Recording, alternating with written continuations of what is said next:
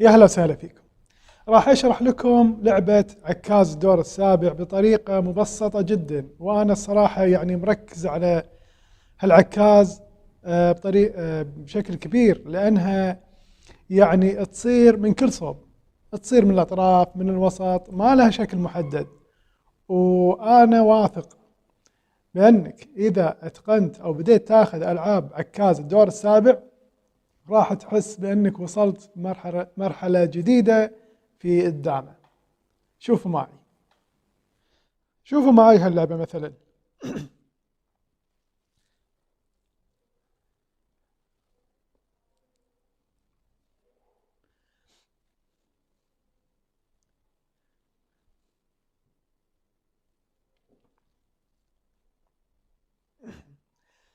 عشان تاخذ عكاز الدور السابع في مثل هالحالة، إذا بيركب هني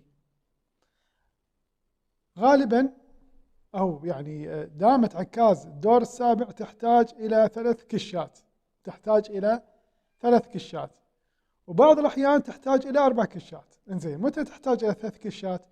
تحتاج إلى 3 كشات في مثل هذا الوضع. إذا ركب بهالطريقة هذه ياكل 2، تاكل 2، بعدين يرد ياكل، بعدها تحتاج كش واحد، مثلا تعطيه 3 وتقول دامه. انزين، فنحتاج إلى 3 كشات فقط. واحد من هالكشات كش حجرين. لما توصل حطبتك في دور السابع وبظهرها في حجر من أحجار الخصم، في حجر من أحجار الخصم، إما بهالطريقة أو مثلا يركب بهالطريقة، ياكل 1 2 3 وبظهره في حجر. بهالحالة تحتاج فقط إلى 3 كشات. طيب، إذا ركب الحين أكلت، أكل، هالحالة ما بظهرها حجر، ما وراها حجر من أحجار الخصم، فتحتاج في هذا العكاز إلى 4 كشات، إلى 4 كشات. إنه عطاه أول شيء 1 و2، يقول كش 2 وكش 1، هذول كشين، فنحتاج إلى كشين ثانيين.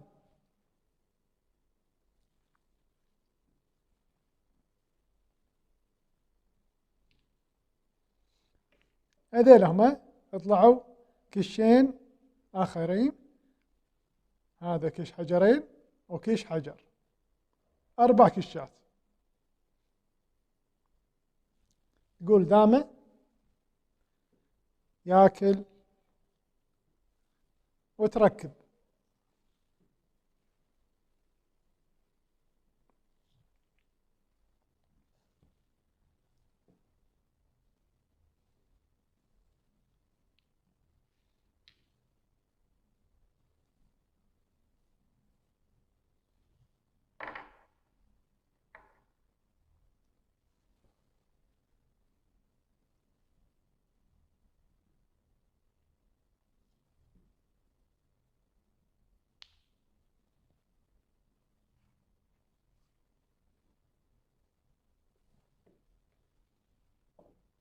شوفوا معي هذه اللعبة.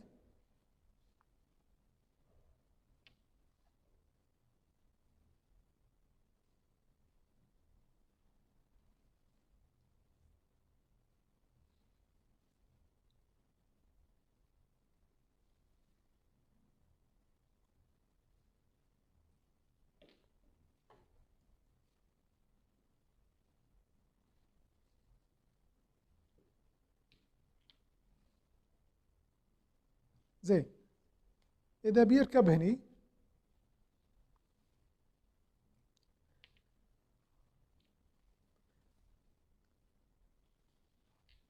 يحتاج إلى 3 كشات أو 4 كشات، يحتاج فقط إلى 3 كشات.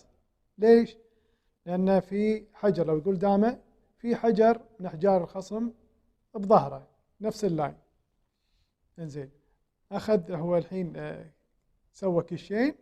هذا الكش الأول ركب، أكل ثنتين، أكل،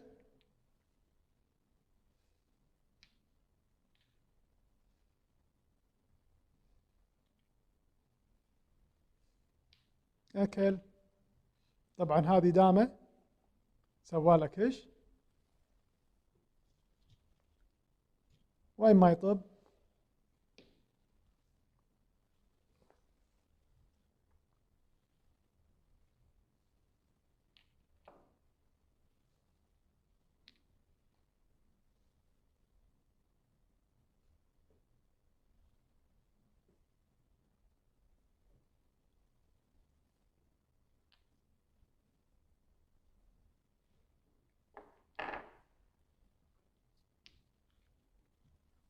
لعبة جميلة للأستاذ وهاب حيدر،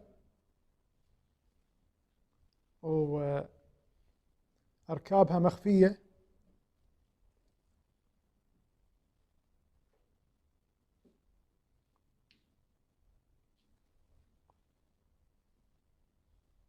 مجبور ياكل اثنين،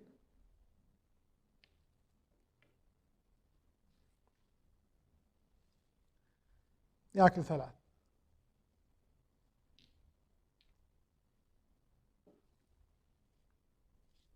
يركب. لو تلاحظون كم كش عنده، هذا كش الأول، كش اثنين اللي راح يركب فيه، وكش واحد، وكش بالشيخ أيضا واحد. ثلاث كشات موجودين. ولما يركب في بظهره حجر من أحجار الخصم، إذن هذه راح تكون عكاز دور السابع ناجح.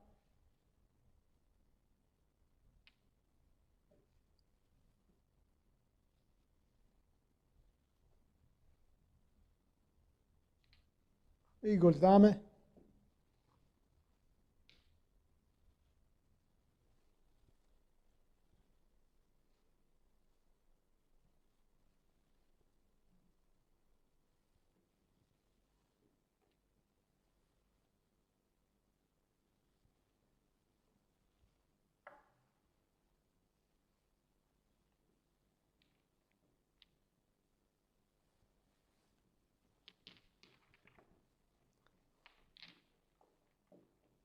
طبعا زود حجر، يعني المفروض يفوز الأصفر إذا ما أخطأ. لعبة جميلة.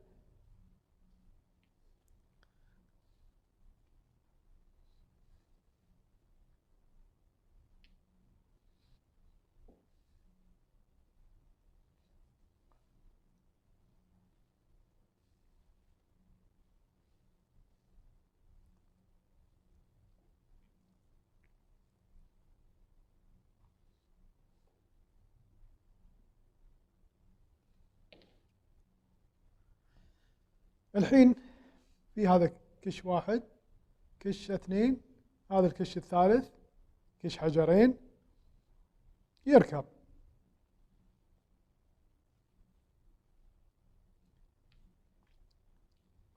أكل واحدة ثنتين. لعبة ناجحة لأن فيها ثلاث كشات، وفي حجر من حجار الخصم بظهرها.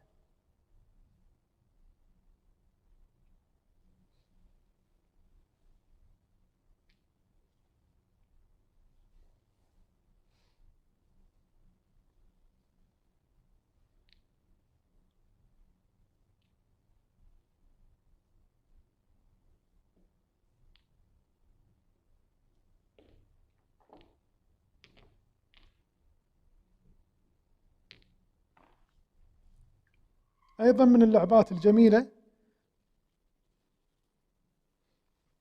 لعكاز الدور السابع.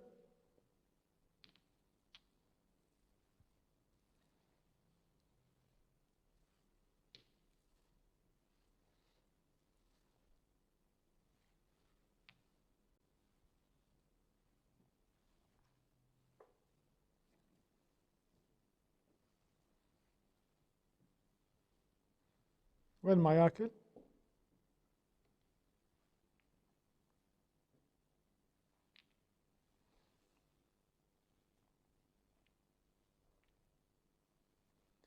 يركب.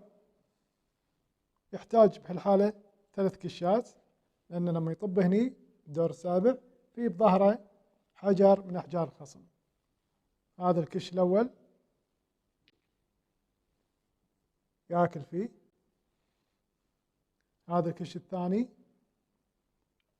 على أساس تكون لك المبادرة باللعب يقول دامه.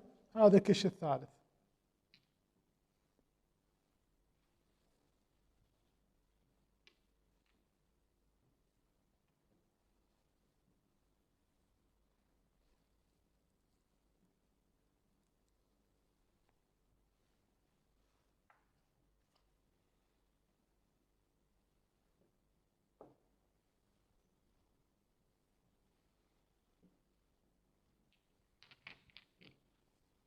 لعبة جميلة أيضا.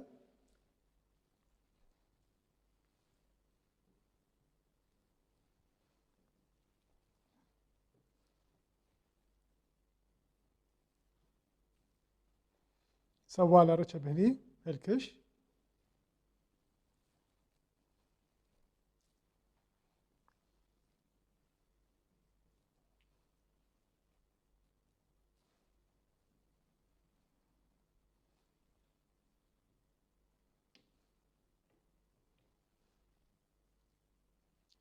كش هذا الأول، كش اثنين، وهذا الكش الثاني.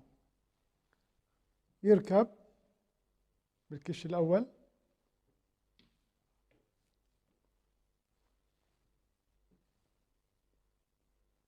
طبعا بهالحالة يحتاج إلى 3 كشات مثل ما هو واضح، في حجر بظهرها.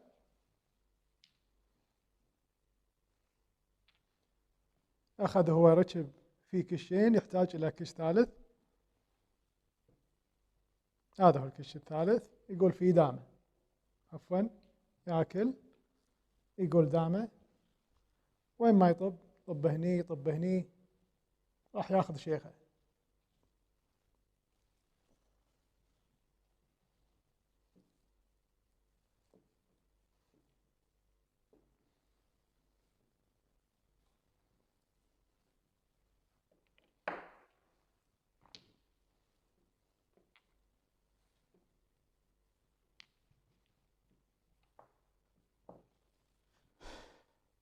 مثل ما انتم شايفين طالب منه كش حجر، بحيث إذا سدها ياخذ هذا الركب وياخذ عكاز وسط واصل. بهالكش طبعا هي لعبة جميلة للأستاذ شادي قليط، أخذ فيها عكاز الدور السابع.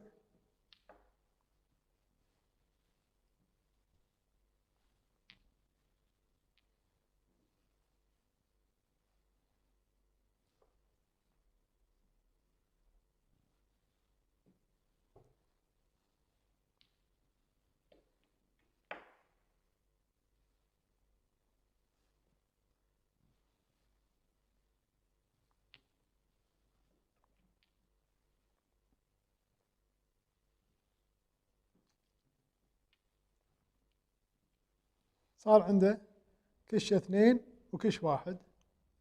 يركب.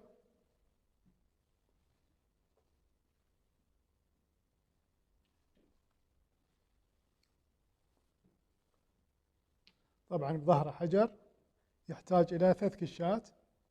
سوى هو ركب في كشين، باقي له كش ثالث.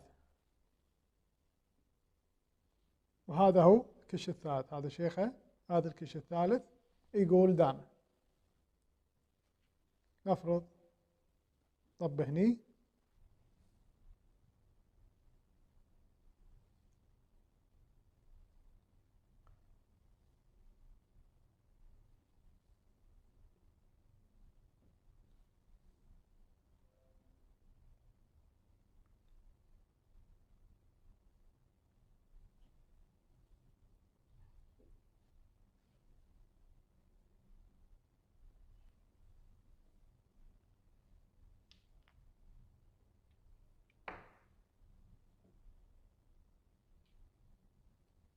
أيضا من ألعاب الأستاذ شادي.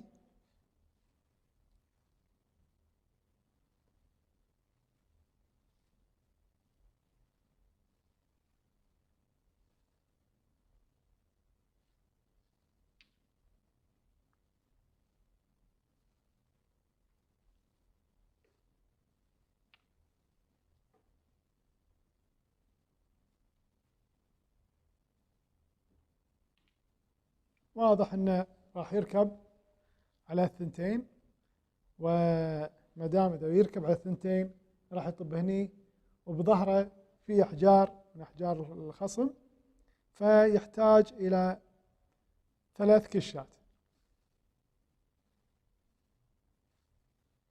سواله الركب، هذا الكش الأول، كش 2 على أساس يركب، هذا الكش الثاني، هذا الكش الثالث.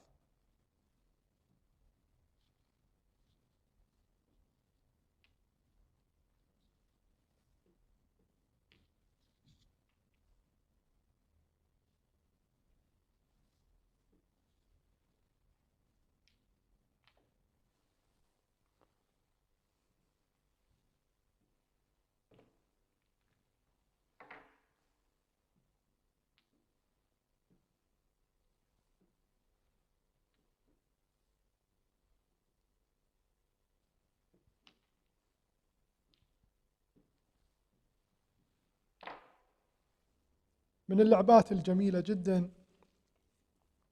لعبة لهالوك وراك.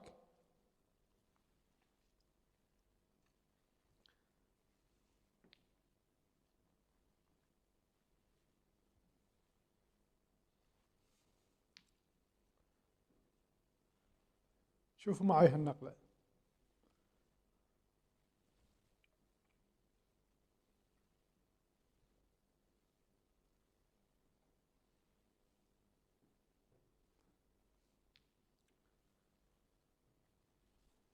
يعلقها،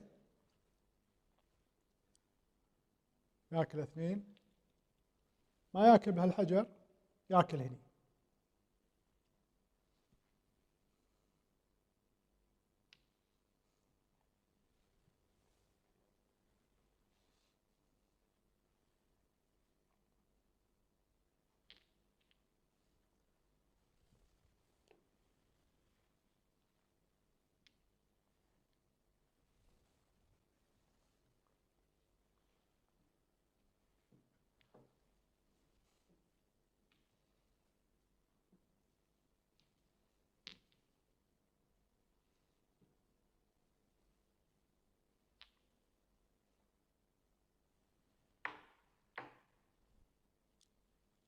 لعبة فنية جميلة.